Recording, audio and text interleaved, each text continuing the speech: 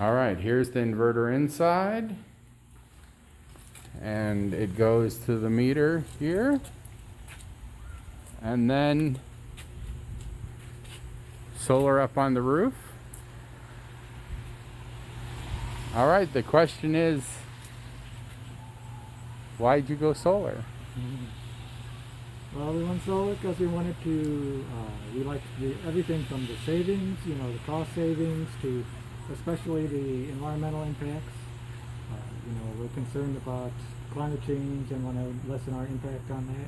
Well, you already have an electric car, so we put yeah. a electric car charger Yeah. in here. And now it's, you know, an electric car is good on any power, but especially if you're charging it off of solar. So yeah, here's the electric car charger. It's built right into it, so you can see the data monitoring in the app. Yeah. But we already have an electric. Yeah, so now you'll charge it off to the solar. Yeah. The power of the sun. And